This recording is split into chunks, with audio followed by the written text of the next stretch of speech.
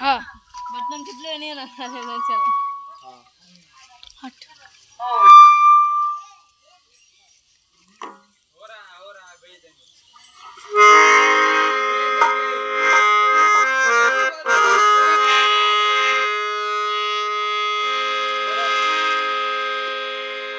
नगर परिषद की ओर से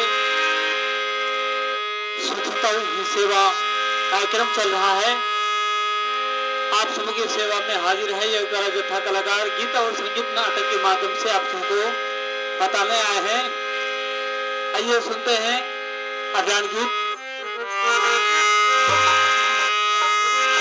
स्वच्छ बनहि मई अररिया के भैया, स्वच्छ बनहि मई अररिया के भैया, सुंदर बनहि मई अररिया के